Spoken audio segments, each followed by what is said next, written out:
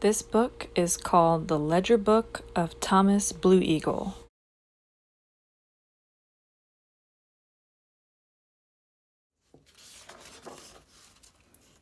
The Ledgerbook of Thomas Blue Eagle. I was born in the moon when ponies shed their shaggy hair. I was horseback before I could walk.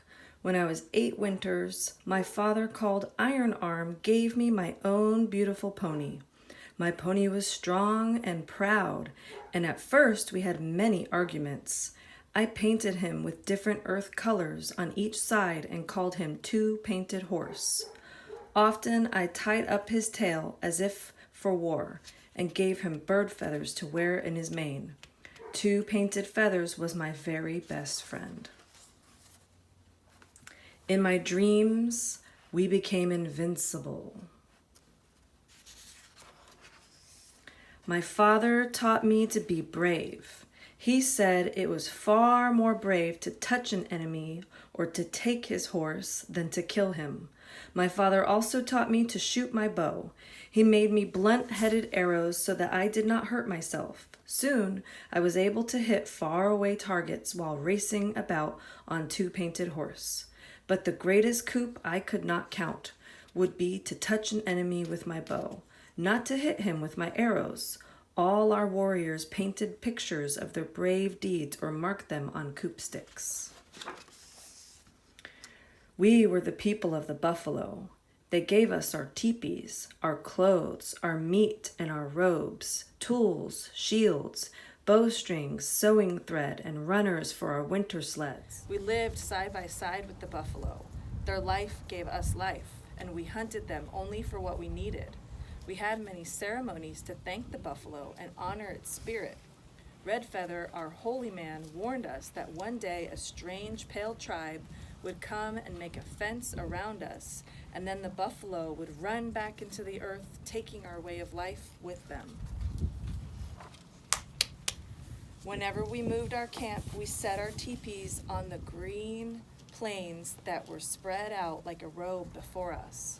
Our teepees were round like the sun and the moon, and my people believe there is great power in a circle. My people had no books with words, but they had picture writing. Our storytellers would speak our history around the council fire, and each year Red Feather would paint that winter's count of our hunts and battles and sacred events on a buffalo hide. We made our paints from baked earth and crushed berries, and our brushes from buffalo bones and sharpened sticks. For paint pots, we used turtle shells.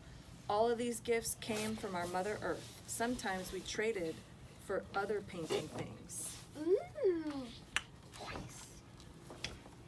Our village played ball games and everyone made bets. The ball was cut from scraps of buckskin sewed with sinew, and we carved our bats from ashwood. Our field was as long as the whole camp, and sometimes 50 men were on a team. They painted their bodies and their bats and wore only breechcloths and moccasins. We boys rode up and down the field on our ponies, shouting at the players. We followed the huge herds of buffalo over the plains, packing our teepees on pony drags and our other belongings on dogs. When our hunters had killed as many buffalo as we needed, the women tanned the hides and dried the meat for food. We children gathered berries while our mothers made pemmican from tallow, bone marrow, strips of meat, and chokeberries pounded together, and ate it on long trips on cold, snowy days when there was no game to be found. So Native American story is actually quite sad because they were native to America before America was discovered. And Christopher Columbus mistakenly called Native Americans Indians because he thought he was in India, in the Indies. And so Native Americans are actually the first Americans before America was America. And this book is a great honor to cherish their history and consider their culture and where they came from and the story of their journey to where Native Americans are today, alive and well.